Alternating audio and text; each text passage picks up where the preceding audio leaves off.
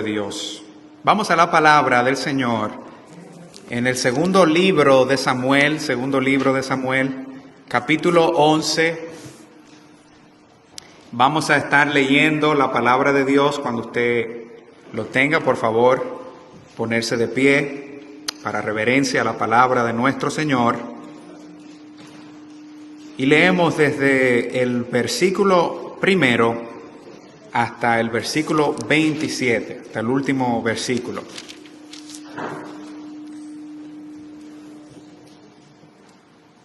Dice la palabra del Señor: aconteció al año siguiente, en el tiempo que salen los reyes a la guerra, que David envió a Joab y con él a sus siervos y a todo Israel, y destruyeron a los amonitas y sitiaron a Rabá. Pero David se quedó en Jerusalén. Y sucedió un día, al caer la tarde, que se levantó David de su lecho y se paseaba sobre el terrado de la casa real, y vio desde el terrado una mujer que se estaba bañando, la cual era muy hermosa. Y envió David a preguntar por aquella mujer, y le dijeron: aquella es Betsabé, hija de Eliam, mujer de Urías Eteo. Y envió David mensajeros, y la tomó y vino a él, y él durmió con ella. Luego ella se purificó de su inmundicia y se volvió a su casa. Y concibió la mujer y envió a hacerlo saber a David, diciendo: estoy encinta.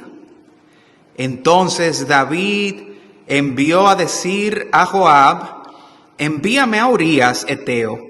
Y Joab envió a Urías a David. Cuando Urías vino a él, David le preguntó por la salud de Joab y por la salud del pueblo y por el estado de la guerra. Después dijo David a Urías: desciende a tu casa y lava tus pies. Y saliendo Urías de la casa del rey, le fue enviado presente de la mesa real. Mas Urías durmió a la puerta de la casa del rey con todos los siervos de su señor, y no descendió a su casa. E hicieron saber esto a David, diciendo: Urías no ha descendido a su casa. Y dijo David a Urías: ¿no ha venido de camino? ¿Por qué pues no descendiste a tu casa? Y Urías respondió a David: el arca e Israel y Judá están bajo tiendas, y mi señor Joab y los siervos de mi señor en mi casa, y los siervos de mi señor, en el campo. Y había yo de entrar en mi casa para comer y beber y dormir con mi mujer. Por vida tuya y por vida de tu alma, que yo no haré tal cosa. Y David dijo a Urías: quédate aquí aún hoy, y mañana te despediré. Y se quedó Urías en Jerusalén aquel día siguiente. Y David lo convidó a comer y a beber con él hasta embriagarlo. Y salió a la tarde a dormir en su cama con los siervos de su señor, mas no descendió a su casa. Venida la mañana, escribió David a Joab una carta, la cual envió por mano de Urías. Y escribió en la carta diciendo: poned a Urías al frente en lo más recio de la batalla, y retiraos de él para que sea herido y muera. Así fue cuando Joab sitió la ciudad, puso a Urías en el lugar donde sabía que estaban los hombres más valientes. Y saliendo luego, los de la ciudad pelearon contra Joab, y cayeron algunos del ejército de los siervos de David, y murió también Urías Eteo. Entonces envió Joab e hizo saber a David todos los asuntos de la guerra, y mandó al mensajero diciendo: cuando acabes de contarle al rey todos los asuntos de la guerra, si el rey comenzare a enojarse y te dijere: ¿por qué os acercasteis demasiado a la ciudad para combatir? ¿No sabéis lo que suelen arrojar desde el muro? ¿Quién hirió a Abimelech, hijo de Jerobaal? ¿No echó una mujer del muro un pedazo de una rueda de molino y murió en Tebes? ¿Por qué os acercasteis tanto al muro? Entonces tú le dirás: también tu siervo Urías Eteo ha muerto. Fue el mensajero y llegando contó a David todo aquello a que Joab le había enviado. Y dijo el mensajero a David: prevalecieron contra nosotros los hombres que salieron contra nosotros al campo. Bien que nosotros les hicimos retroceder hasta la entrada de la puerta, pero los flecheros tiraron contra tus siervos desde el muro y murieron algunos de los siervos del rey. Y murió también tu siervo Urías Eteo. Y David dijo al mensajero: así dirás a Joab: no tengas pesar por esto, porque la espada consume, ora uno, ora otro.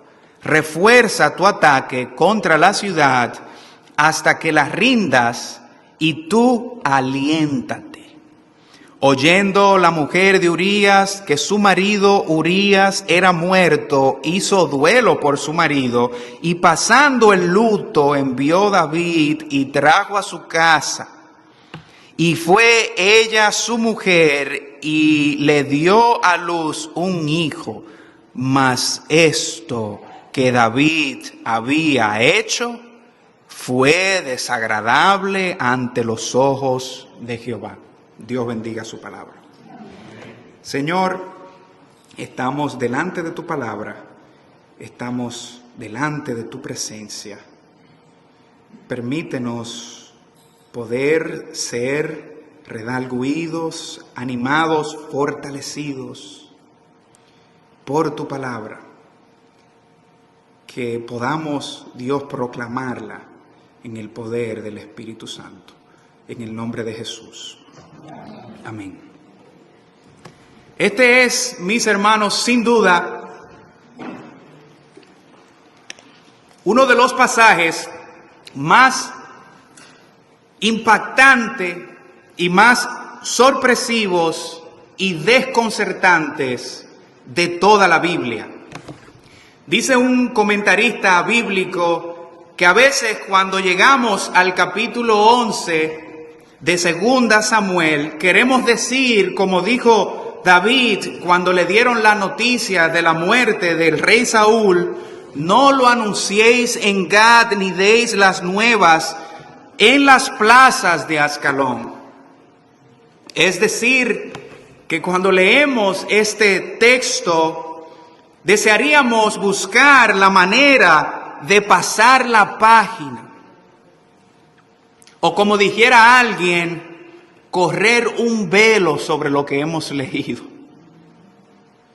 Porque al decir verdad, el rey David no solo es una de las figuras más importantes de todo el Antiguo Testamento, sino que es uno de los personajes, escúchalo bien, más admirado de toda la Biblia.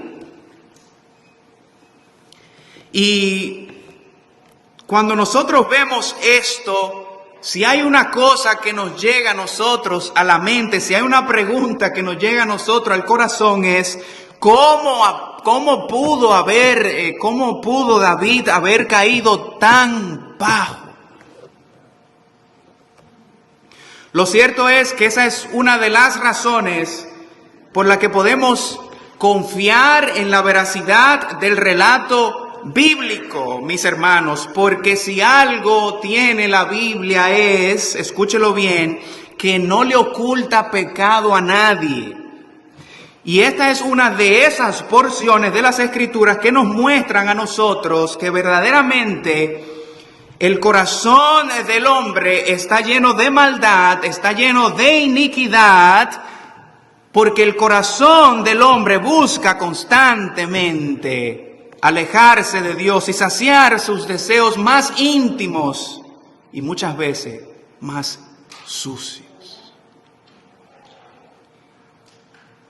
Sea usted el rey David,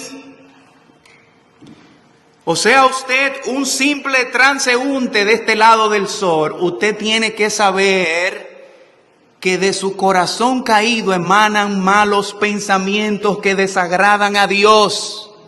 Y esto es lo que nosotros vemos en este lugar. Si alguien quiere ver verdaderamente lo que hay en el corazón humano, solo tiene que considerar, hermanos, lo que hace el hombre cuando se encuentra o en una situación de poder, o cuando alcanza riquezas materiales, o cuando se ve a solas con la capacidad de ejecutar los pensamientos más lujuriosos que puedan existir en su corazón.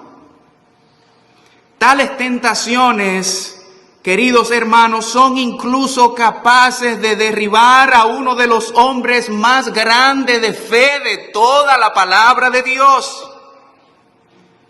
De todos los tiempos, el gran rey David. Sin embargo, aunque podemos decir que este relato contiene una clara demostración de la desagradable verdad que muchos no queremos oír ni queremos que nos hablen de ella al día de hoy, del pecado y de la naturaleza caída de la raza humana, de la degradación humana, no es la razón inmediata por la que David haya caído en tan grave falta. Entonces ustedes preguntarán, ¿y cuál fue la razón inmediata? El pecado en su corazón fue la razón última. Pero la razón inmediata de las acciones deplorables de David se deben al hecho que David no estaba en el lugar que Dios lo había puesto, donde le correspondía estar como rey y como siervo de Dios.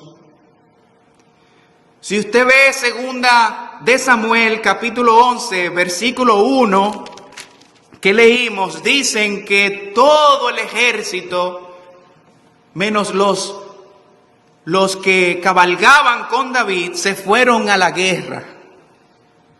Y el rey se quedó en su casa. El relato bíblico nos empieza dando ese detalle.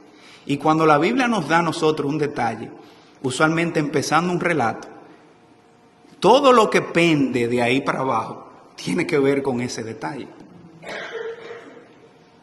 Por eso es que, mis hermanos,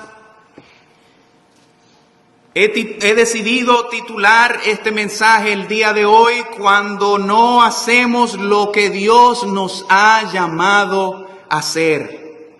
Porque cuando nosotros no hacemos lo que Dios nos ha llamado a hacer, lo primero que sucede es que le abrimos la puerta a la holgazanería y al rezago espiritual.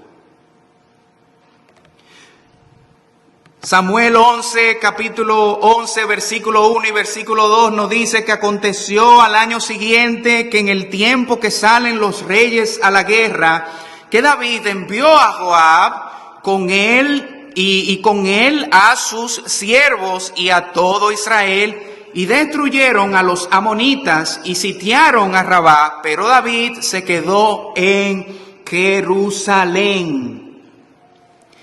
La Biblia nos muestra, hermanos, si ustedes leen empezando desde el capítulo 15 en adelante de la primera carta de Saúl, del primer libro de Saúl, se nos empieza a hablar de la decadencia del primer libro de Samuel, se nos empieza a hablar de la decadencia del rey Saúl.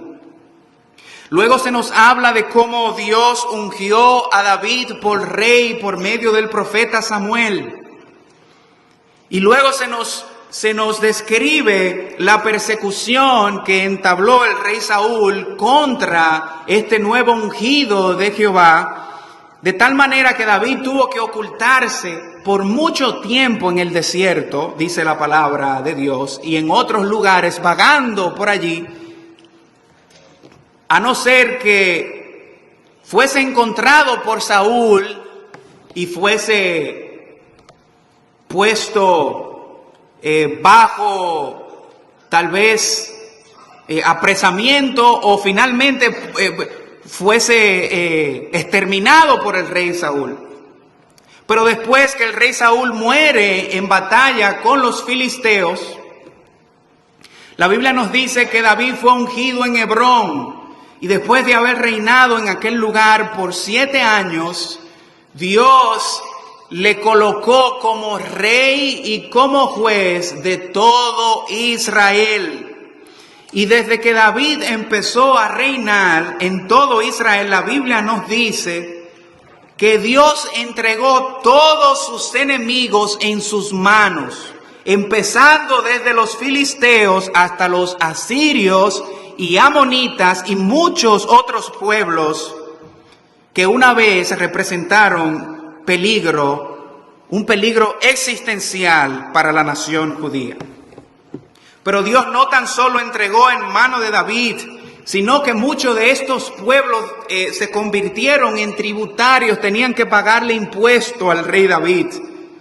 Dios había engrandecido a este hombre de una manera sorprendente.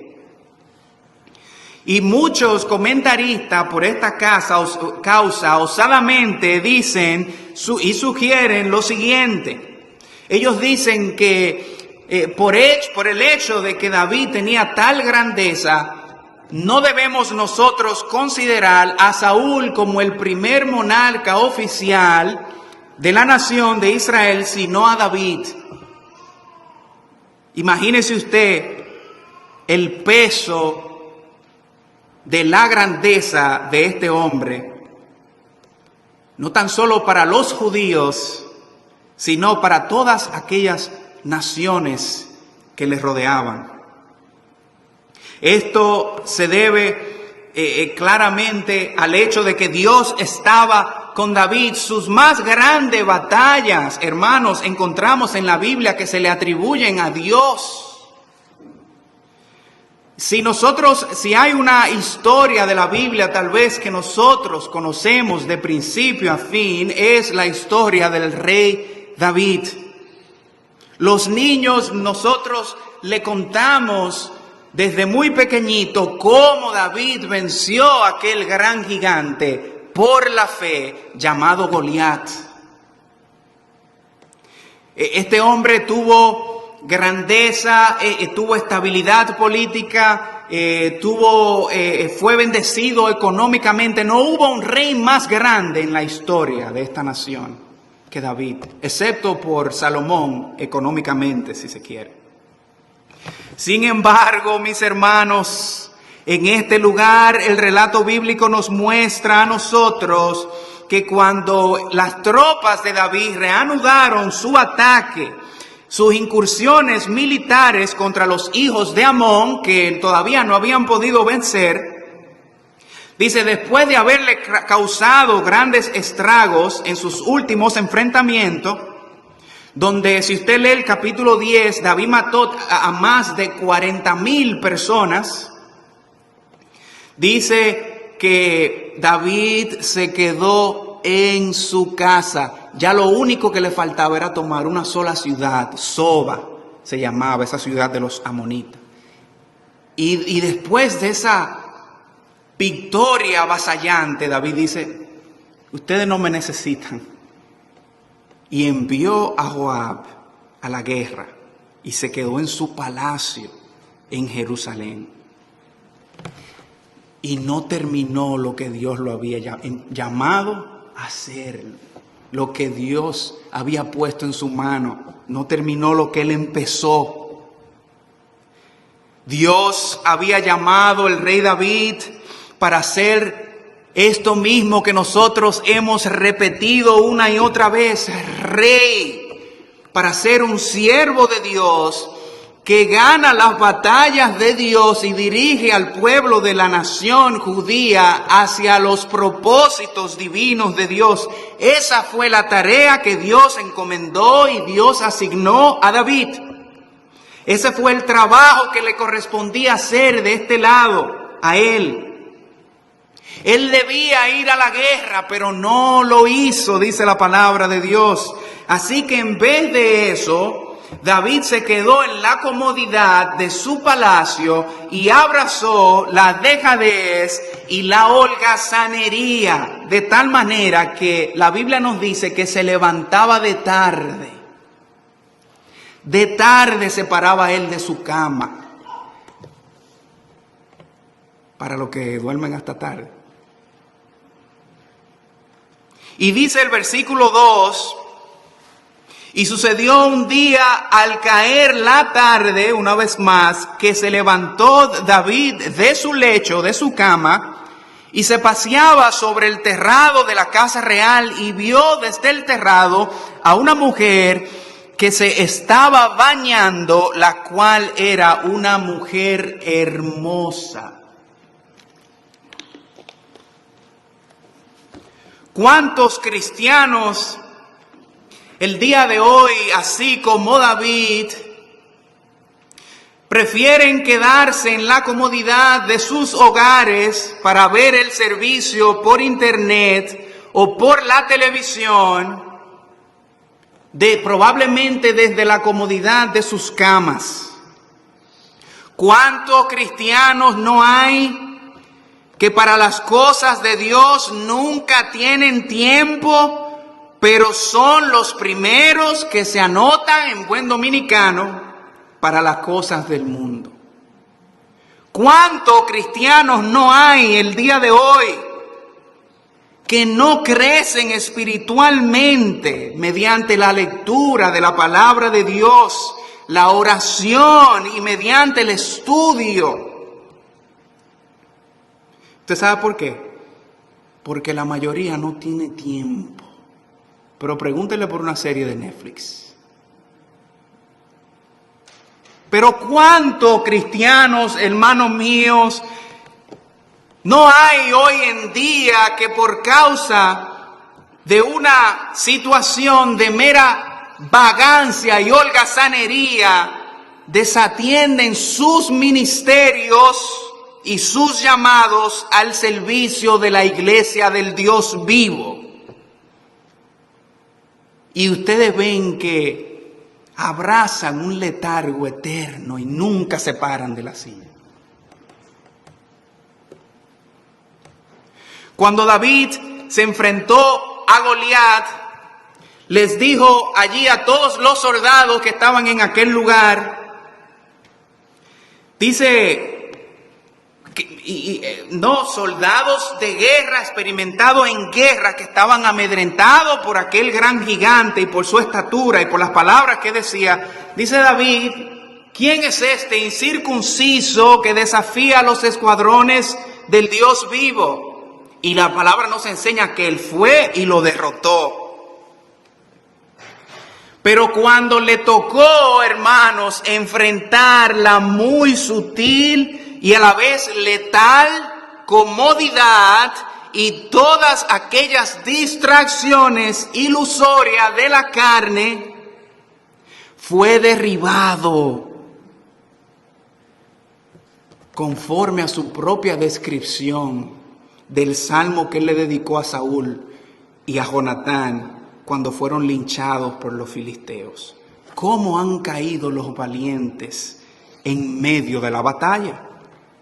La única diferencia fue que David no cayó en batalla valientemente, sino que cayó en la comodidad de su hogar cobardemente. A Dios no podemos engañar. David pudo vencer a Goliat, pero lo venció su pereza. Lo vencieron sus deseos más oscuros, lo venció Esos deseos del corazón que usualmente se manifiestan cuando estamos en una situación vulnerable ante la carne. Es por esta misma razón, queridos hermanos, que la palabra de Dios en la carta a los Filipenses, si usted puede ir conmigo al capítulo 2, versículo 12 y versículo 13, nos dice en aquel lugar: por tanto, amados míos, Filipenses capítulo 2, versículo 12, vaya allí conmigo. Como siempre habéis obedecido, no como en mi presencia solamente, sino mucho más ahora en mi ausencia, dice: ocupaos de vuestra salvación con temor y con temblor, porque Dios es el que en vosotros produce así el querer como el hacer por su buena voluntad. Ahora yo le pregunto a ustedes, ¿cómo es que dice el texto que tenemos que preocuparnos de nuestra salvación?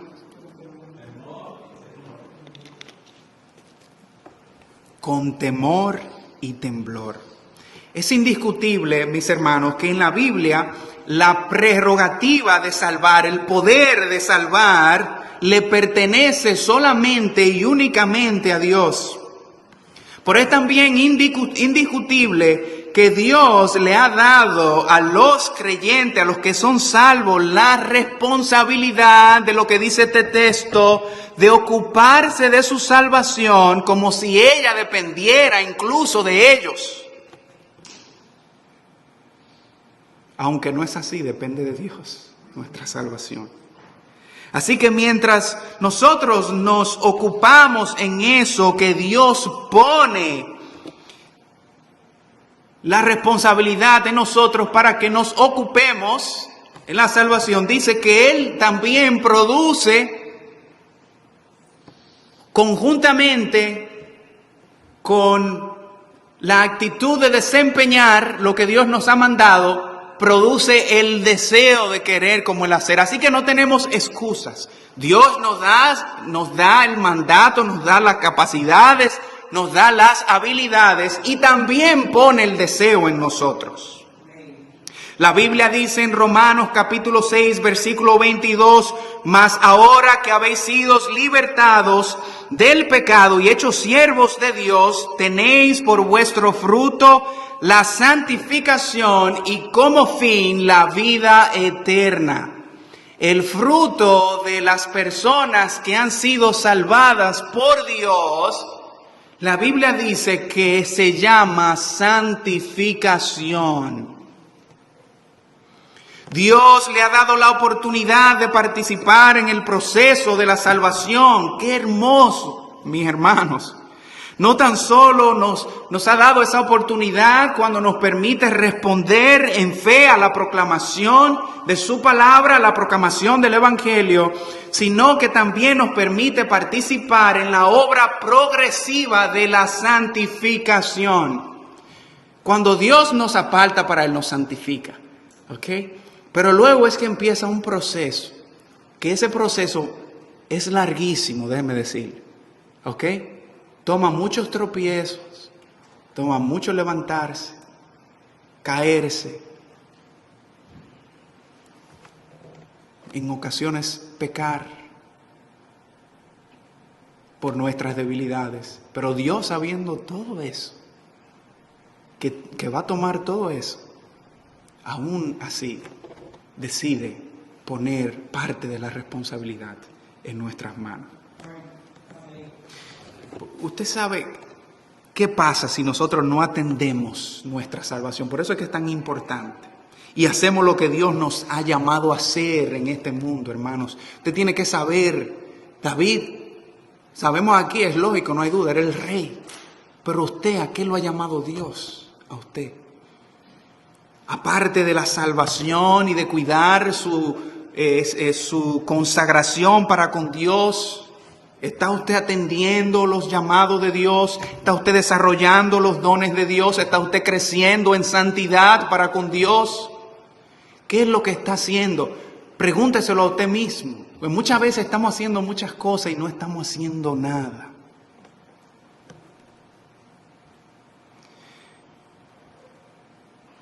No tan solo nosotros le abrimos la puerta a la dejadez espiritual, cuando no hacemos lo que Dios nos llama a hacer, sino que, peor aún, le abrimos la puerta al pecado. Le abrimos la puerta a las tentaciones mundanas. Así que sépalo bien.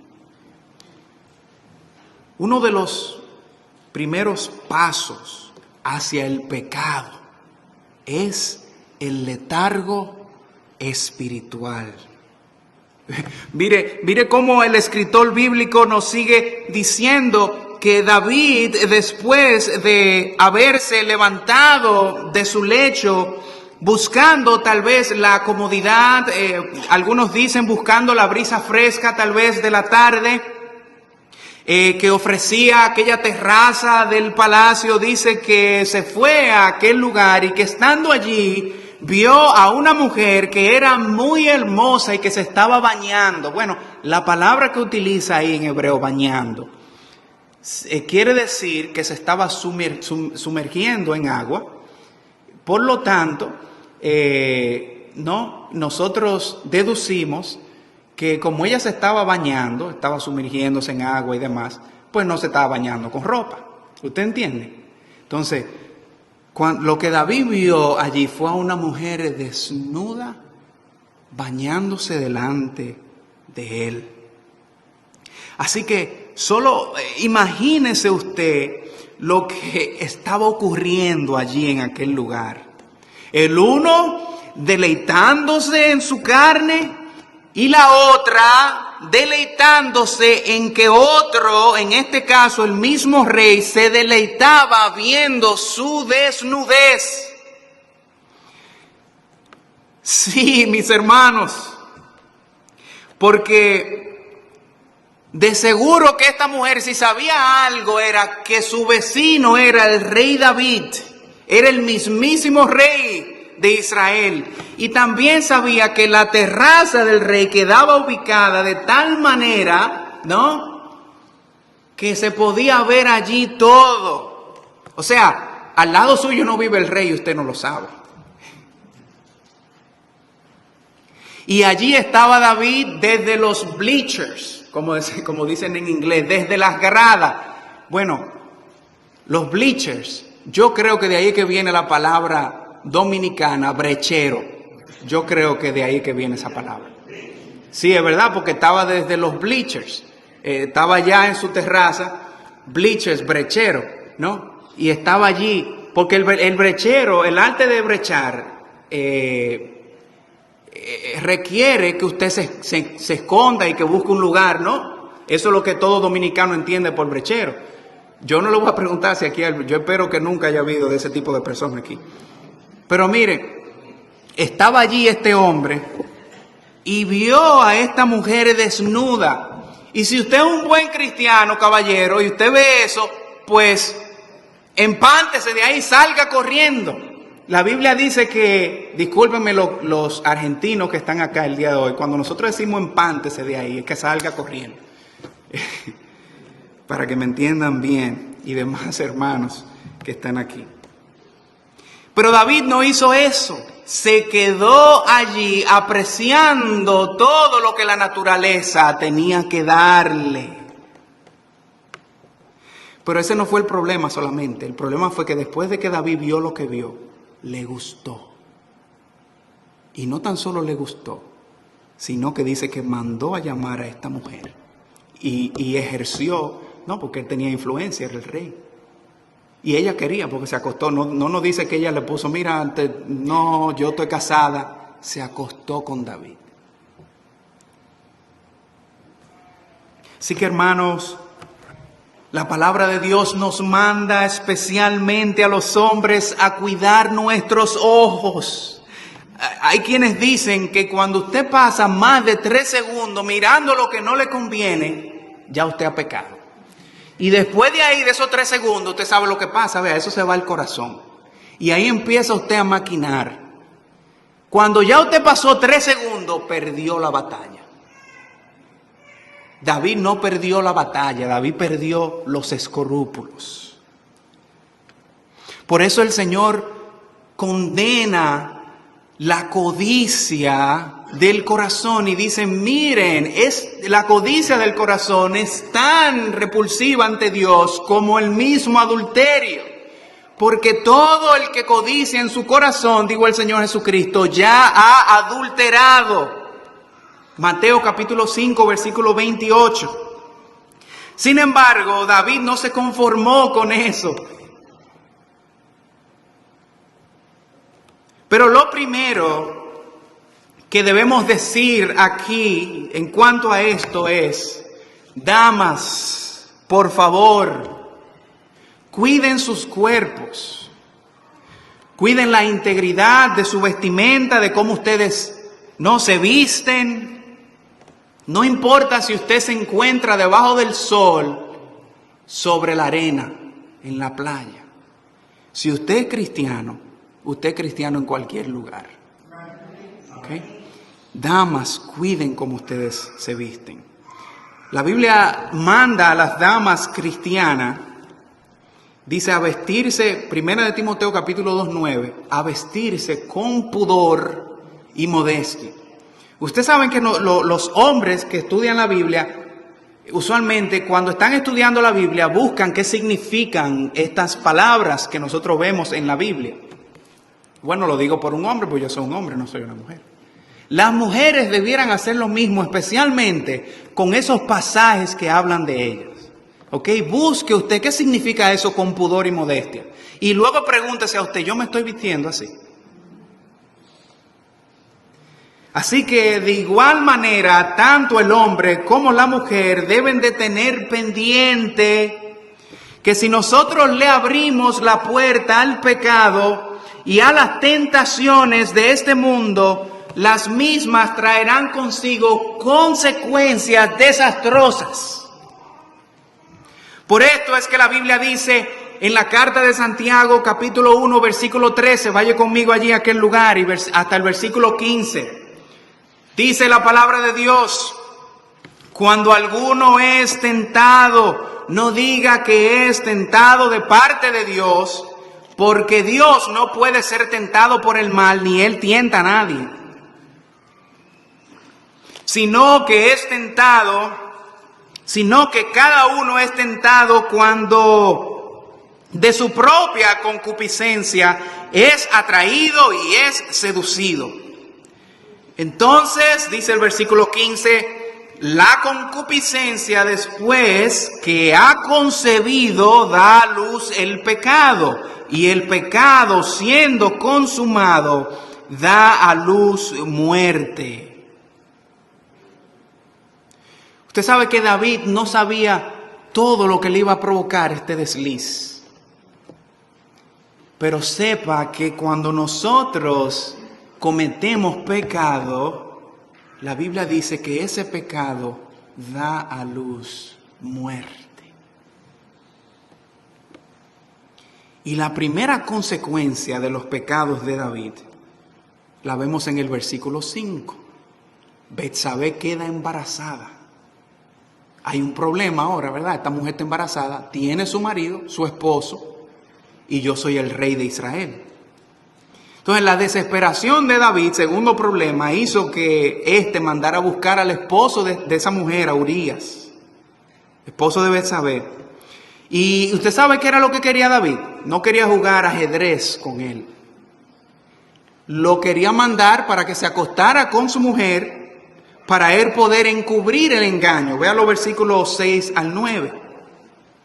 Entonces, cuando él vio que su plan no funcionó, dice que empezó a sugestionar a el esposo de Betsabé, Urías, para que éste llegara a su casa y se acostara con su mujer, de tal manera que lo emborrachó. Mira dónde lleva el pecado, mire por dónde vamos, ¿usted ve? Lo emborrachó y aún así dice que este hombre se quedó afuera, porque él decía, óyeme, este hombre estaba pensando más sabiamente que el mismo rey de todo Israel. Decía, óyeme, si los ejércitos están en el campo, allá, en casa de campaña, y el arca de Dios está también resguardada afuera, ¿Cómo voy a ir yo a acostarme con mi mujer estando nosotros en guerra, haciendo la guerra de Dios? Eso le tocaba a David pensar y él no lo hizo. De manera que este hombre no descendió a su casa. Tenemos un problema grave aquí. Entonces, como nada funcionaba, el último recurso de David fue enviar una carta escrita por su propia mano, probablemente, para que nadie se entere de eso, sino solamente Joab, aunque él no sabía que a Dios no se le puede ocultar nada. Todas las cosas, dice la Biblia, están al desnudo ante los ojos de Dios. Y cuando esta carta llegó donde el general Joab, puso a Urías en lo más arduo de la batalla, donde finalmente murió, como hemos leído en el pasaje del capítulo 11, verso 14 al 25. Miren cuántas cosas, hermanos, se metió David solo por no estar haciendo lo que Dios lo había llamado a hacer. El relato nos habla de codicia, nos habla de adulterio, nos habla de engaño, de manipulación, nos habla de cinismo, nos habla incluso de asesinato. Mire todo lo que provocó el no estar haciendo lo que Dios lo había llamado a hacer. Y luego, por último, el cherry, ¿verdad? Encima del pastel. Cuando Urías fue muerto, y la mujer hizo luto por un mes, ya iba a crecer la barriguita, entonces ya eso tenía que resolverse. Dice, fue y se casó con la mujer de Urías. Se casó con esta mujer descaradamente, pero nada está oculto ante la presencia de Dios. La Biblia, usted sabe que la Biblia en este lugar pasa más tiempo describiendo las consecuencias del pecado de David que lo que pasa describiéndonos en realidad por qué él se metió en ese pecado. Para que nosotros sepamos, mira, eso es lo que pasa cuando tú juegas con el pecado. De los 27 versículos que hay aquí, probablemente 22 son dedicados a mostrarnos a nosotros todas esas cosas. Y lo último que nos dice fue que esto no agradó a Dios. Porque usted puede pecar y experimentar las consecuencias de esos pecados aquí en la tierra, pero sepa que por encima de esas consecuencias sus pecados no agradan a Dios. Nuestros pecados no agradan a Dios. Por eso la Biblia dice, no os engañéis. Dios no puede ser burlado. Todo lo que el hombre sembrar en esta tierra, eso mismo segará. Gálatas 6, versículo 7. Mire, cuando nosotros no hacemos, y ya estamos concluyendo, lo que Dios nos ha llamado a hacer, por más difícil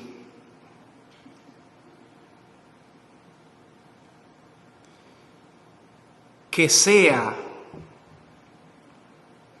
volvernos al camino, por lo que sea que eso, muchas veces tenemos, la Biblia nos manda a confesarnos, ¿ok? Usted hágalo, pero vuelva al camino. Pero cuando nosotros, sin embargo, hacemos lo que Dios nos ha llamado a hacer, por más difícil que sea ese camino y por más obstáculos que se presenten tratando nosotros de hacer la voluntad de Dios y de enfrentar el pecado y nuestra debilidad en este mundo, podemos tener la certeza de que Dios va a estar con nosotros. No es fácil vivir para Dios. El que quiera vivir en este mundo de este lado del sol, el que quiera vivir en integridad hacia Dios y para con Dios, va a tener que sufrir un precio. Negarse a sí mismo y negarse al pecado. negarse al pecado, porque la Biblia dice que la paga del pecado, hermanos y amigos que están aquí, es muerte, pero la dádiva de Dios es vida eterna. Por eso usted ve en el capítulo 12 que cuando Dios envió al profeta Natán a redarguir a David, dice que este profeta le contó una anécdota. Mira, David, habían dos hombres, le dice, uno rico y uno pobre. El rico tenía muchas posesiones, ovejas, vacas y demás. Pero el pobre nada más tenía una pobre ovejita, y esa ovejita era como la hija de él. ¿Tú sabes lo que hizo el rico, David? Le dice el profeta Natán. El rico mandó a buscar esa ovejita, la del pobre, para dársela a aquella persona que vino a visitarlo, aquel caminante. Y David dice que no dejó ni siquiera que él terminara la anécdota. Y le dijo, no, pero ese hombre es digno de muerte. Él le dijo, David, ese hombre eres tú. Ese hombre eres tú. Y dice la palabra de Dios que David allí se dio cuenta de lo que había hecho y empezó, ¿no?, a pedir ante la presencia de Dios que Dios lavara sus pecados y que Dios lo limpiara. Y nosotros, producto de eso, el Salmo 50, límpiame, oh Dios, porque contra ti he pecado. Solamente contra ti, oh Dios. Cuando nosotros estamos de frente con nuestros pecados, la palabra de Dios nos dice que debemos de confesarlos a Dios, porque dice que el que encubre sus pecados no prosperará, mas el que los confiesa y se aparta de ellos alcanzará misericordia de Dios, alcanzará perdón. Hay tal vez pecados en su vida que usted no ha confesado a Dios. Tiene usted en este día que decirle, Dios mío, mira lo que he hecho contra ti, oh Dios. Límpiame y seré limpio. Lávame. Si nosotros no decimos las palabras, no vamos a poder ser limpios. Si nosotros no le pedimos a Dios que cambie nuestros corazones, Dios lo quiere hacer y Él puede hacerlo. Pero usted tiene que, si confesar con su boca, primero tiene que confesar, claro, a Jesús como Salvador. No es por mí, Dios mío, dígale, mira, Señor, yo he hecho tantas cosas de las cuales me avergüenzo, pero por Jesucristo, límpiame y seré limpio, lávame, oh Dios, y todos mis pecados serán borrados. Por eso la palabra dice, arrepentíos y convertíos, para que venga de la presencia de Dios tiempo de refrigerio.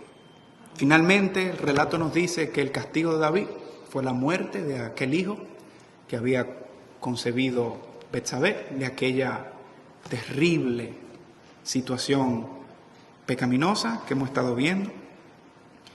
Y nos sigue diciendo, mire, que el mal no se apartó de la casa de David. Su hijo violó a su hermana, otro hermano vino y mató a ese hijo que había violado a su hermana. Ese hermano que se llamaba Absalón, que mató al que había violado a su hermana, se levantó en contra de David, se acostó en público con todas las mujeres de David, lo hizo que saliera cabizbajo, con ceniza y con polvo en su cabeza, todo el mundo viéndolo de la tranquilidad y la comodidad de su palacio al que él se había aferrado, para ir a deambular por el desierto. Todo por desobedecer y por no hacer lo que Dios lo había llamado a hacer. Usted sabe que lo que a mí me llama más la atención del texto no es cómo empieza, sino cómo termina. Porque si usted se va conmigo al capítulo 12 y lee desde el versículo 26 al versículo 31, después de que todo esto pasó, ¿usted sabe qué hizo David? Mire, versículo 26 al 31 del capítulo 12. Dice, Joab peleaba contra Raab de los hijos de Amón y tomó la ciudad real. Entonces envió Joab mensajeros Están peleando todavía con la misma gente. Envió mensajeros a David diciendo: yo he puesto sitio a la ciudad de Raba y he tomado la ciudad de las aguas. Reúne pues ahora el pueblo que queda y acampa contra la ciudad y tómala, no sea que tome yo la ciudad y sea llamada la ciudad por mi nombre. Esa era la ciudad de los amonitas. Y dice que juntando David a todo el pueblo contra Raba, y combatió, dice, con ella, y la tomó, y quitó la corona de la cabeza de su rey, la cual pesaba 1 talento de oro, 75 libras de oro, y tenía piedras preciosas, y fue, dice, puesta sobre la cabeza de David, y sacó muy grande botín de la ciudad. Sacó la gente y lo hizo tributario y demás. Todo eso se lo quería dar Dios a David. Pero él no fue a la guerra para entretener su lascivia y su pecado. Y cuando David reconoció su pecado y puso sus pies sobre sus pasos e hizo lo que Dios le había mandado hacer, todos los enemigos lo entregó en sus manos. Así que el llamado de Dios para ti es este: levántate de donde tú estás. Levántate del letargo espiritual que te ha abrazado. Lava tus pecados en la sangre de Jesucristo. Porque todo el que confiesa su pecado, dice la Biblia, va a encontrar en él misericordia. No importa cuáles sean sus pecados. Así que si usted quiere encontrar misericordia de Dios, órele a Jesucristo en este momento. Cierre sus ojos conmigo y dígale: Señor, yo no he hecho lo que tú me has llamado a hacer. Dios, necesito ir en pos de ti. Ayúdame, Señor. Necesito que perdones mis pecados. Necesito que me laves. Necesito que la luz de Cristo resplandezca sobre la faz de mi corazón. Aquí estoy, oh Dios. Aquí estamos, Señor. Ayúdanos por tu Espíritu Santo a hacer lo que tú nos has llamado a hacer, a servirte, glorificarte y a vivir para ti. En el nombre de Cristo Jesús. Amén. Amén.